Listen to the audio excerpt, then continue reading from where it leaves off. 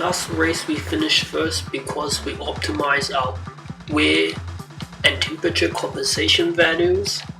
This race we qualified average. We signed a new driver and we didn't get to keep our old one because the contract extension increases the motivation and he had too much points and performance. And we signed the new driver.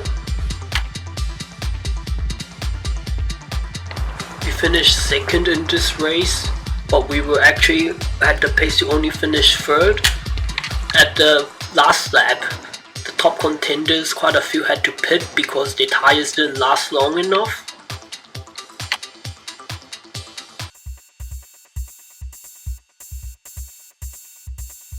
We had to be more conservative on the tire wear because in the last season, the actual tire wear was 10% higher than the calculated one, and we assumed the same values.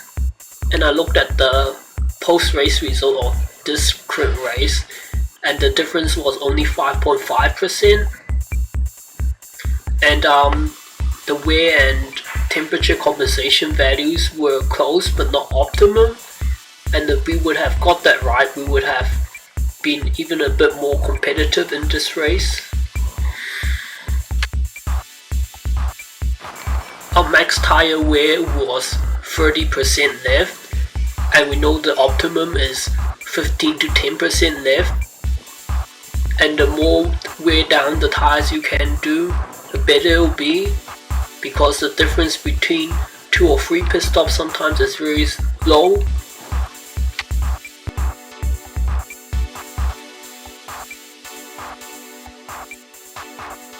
You can see that some of the fastest people in the top places actually pit very early and they're doing many pit stops.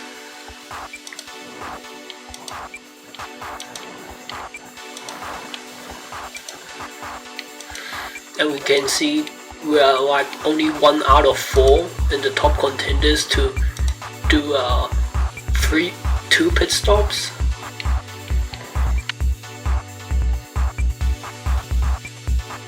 And we compare our lap time to some of the people doing the same strategy to us.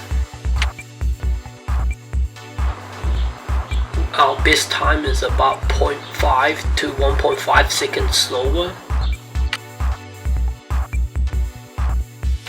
At the final session, we can see that we're behind Giovanni and we won't be able to beat those top 2. And Ethan is right up behind us. And you can see that he's catching up, but we're able to hold him off for 2 laps before he overtakes us.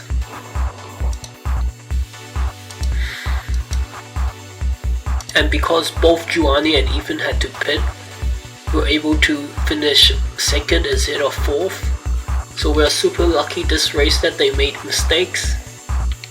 But if they didn't make those mistakes and they know the actual tire wear, then potentially they would have been similarly as slow as us because they need to use harder tires.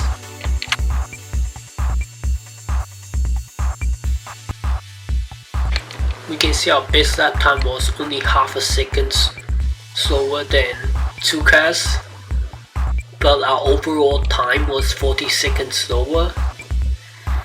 And we also had a look at the car performance. Tsuka's doesn't have any upgrades like us, but his driver is also very heavy, so we don't know what's going on with him, and he's always so competitive, it's a bit fishy.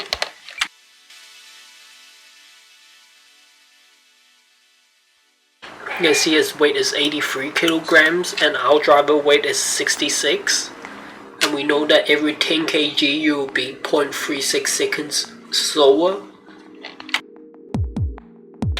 You can see our best lap time was actually slower than the 2 who finished behind us and had the same strategy, about 0.2, 0.3 seconds slower and 1 second slower.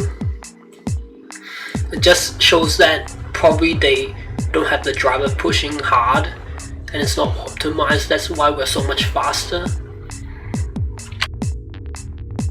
And you can see Giovanni, we're about 1.1 seconds slower than Giovanni. and if he didn't make the mistake and do the pit stop, would be about 20 seconds slower. And considering that we're 1.3 seconds slower and we're very close to him, that means we're doing good. You can also see that the optimum strategy is 2 pit stops or 1 pit stop, but for some of the other classes, and we can see we are top 425 fastest and we're only 2 minutes slower than the fastest. You can see the post-race results. The driver made 2 mistakes, and I had a look is from the clear risk, not during overtaking. And surprisingly, our driver still had a lot of stamina left, even pushing so hard. With our previous driver and the same risk, the stamina would have drained to 0. We're going to train our driver again, and we're going to do the fitness class to reduce the weight again and gain some stamina. You gain 2 points of stamina again and drop weight by 1 kilogram. Because you gain so much time for losing 1 kilogram of weight, and you also gain 2 stamina points. I think the fitness class training is overpowered. I'm going to look at the sponsors.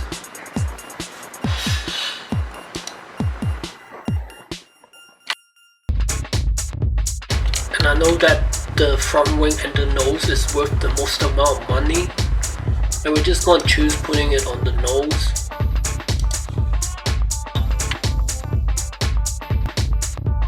If we look at all of the sponsors, we can see other managers' progress is some of them 25, some of them is 70%. I have no idea how they achieved that. You can see our progress is 14%. You can see everyone else, like less than 5, are doing multiple negotiations. And we already figured out last season that it's dumb, because you have a few races where you don't get your first sponsor and you lose all money, about $500 to $1 million per race. Also copied the race result into a calculator tool, and we can see that the car wear is about 3 to 4 points higher compared to our calculated.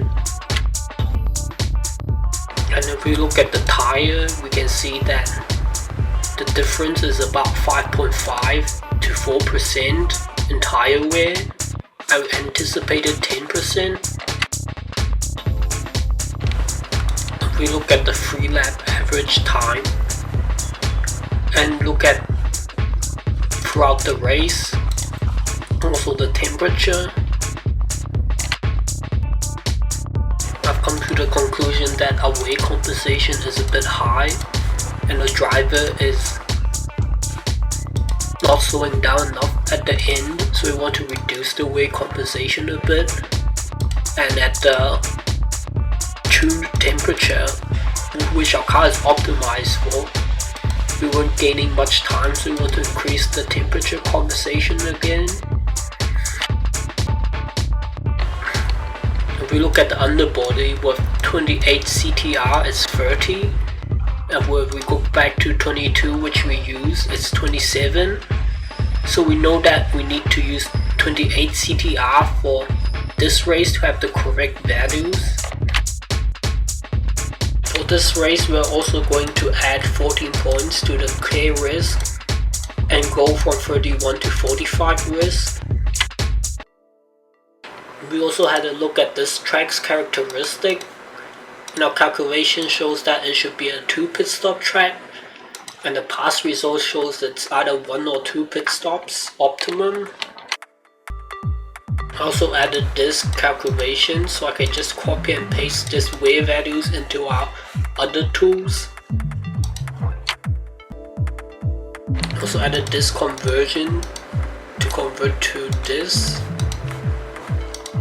and we entered the wear values, and we figured out for this race we can do 130 laps before we need to replace the electronics, and everything else has very high wear, so we need to replace them anyways.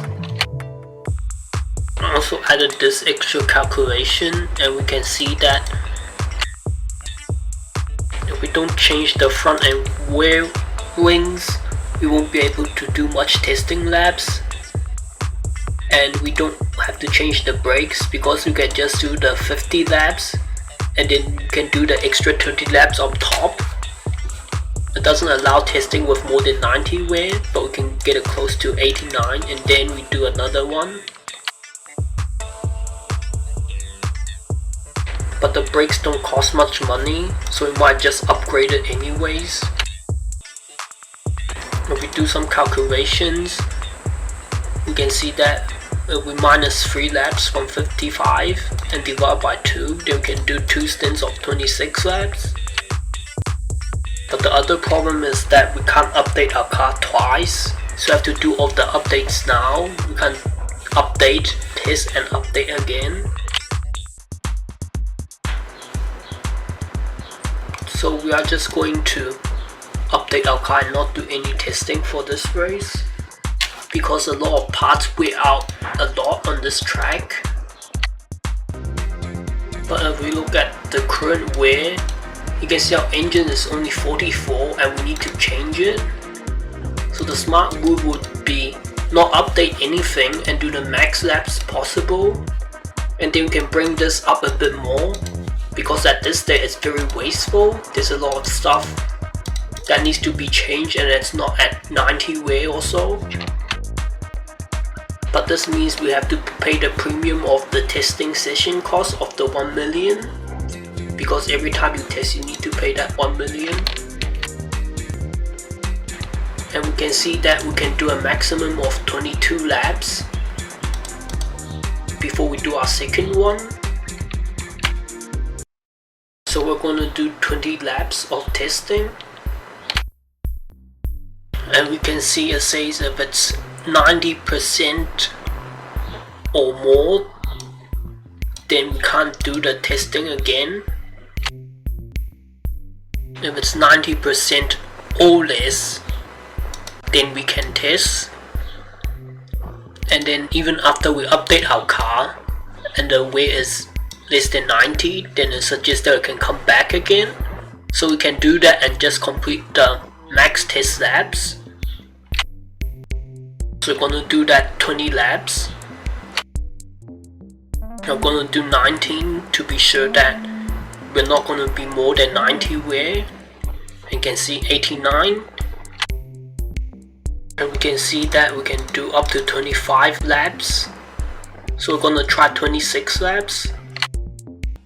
We entered the wear and fuel values of what we just did, so it's calculated we can do that 26 laps maximum. And we're going to do this overtaking to increase the power a little bit.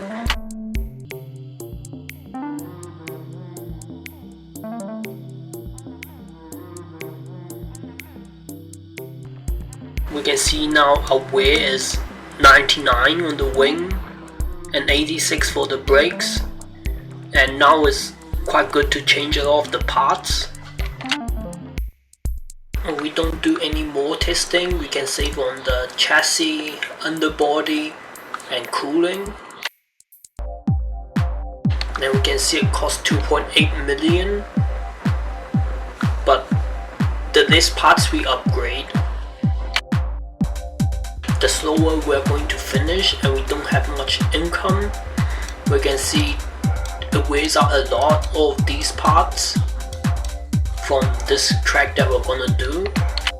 And we enter the chassis and the underbody into our calculator, and we say a 97 wear. You can see that we can do up to 15 laps of testing before we have to replace the chassis. And I entered the wear of these two added together and put it here, and we got a more accurate wear per lap indication. And we store that data here and saved it. After we update the more accurate values, we can see with 98 wear we can do up to 20 testing laps, and we can save on the chassis because it's the most expensive.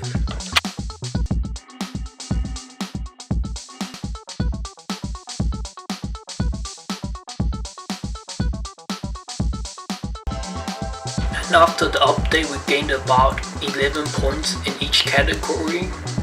Previously it was only 13.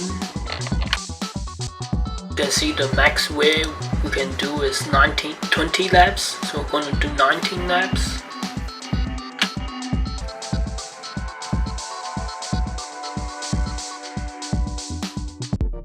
We'll go back to the calculator tool and we can see our weight is exactly in spec to what we want. And we're able to do 63 laps out of 100, about 65% or so of the max test laps. So that's very good. And we gained most of what we can from the testing. Another interesting point is that our best lap time dropped by about 1.3 seconds after the car update. And we recorded the wear values for the upgraded parts, so next time we can use it. We also put this car wear into our calculator tool. You can see with the medium tires we can have a comfortable tire wear, and we know that the actual wear will be about 5% more.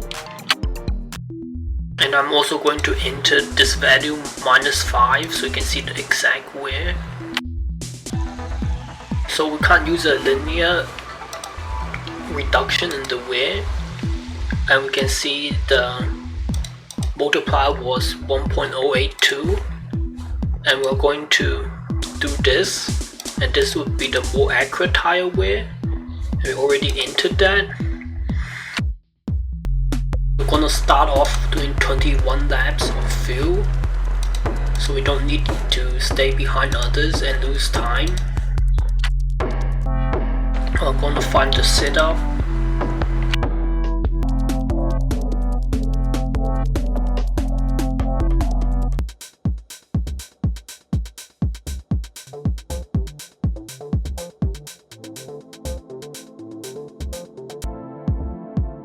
We're going to find the wing split.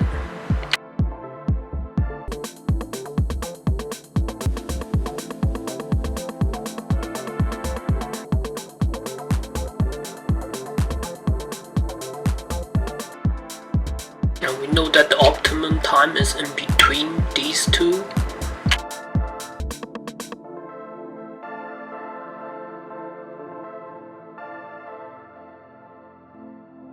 Our best lap time was phenomenal. It was a bit lower than this net time.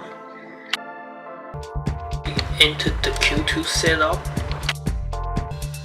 We entered the fuel required.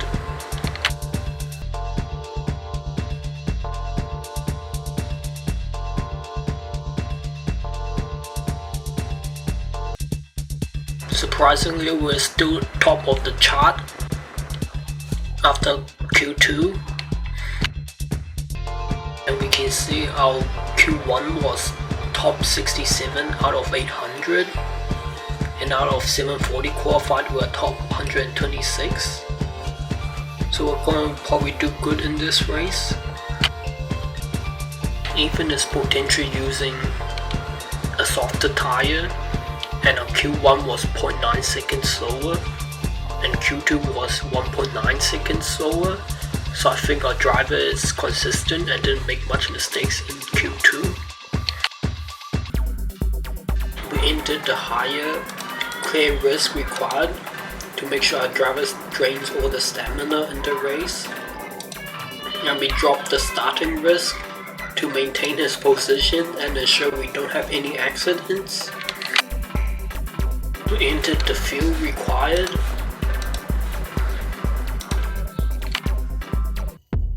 we entered the race setup. When we compare our qualifying to our teammate, we had similar Q1 times, and our Q2 is not far off. Our teammate has a heavier driver and a faster car.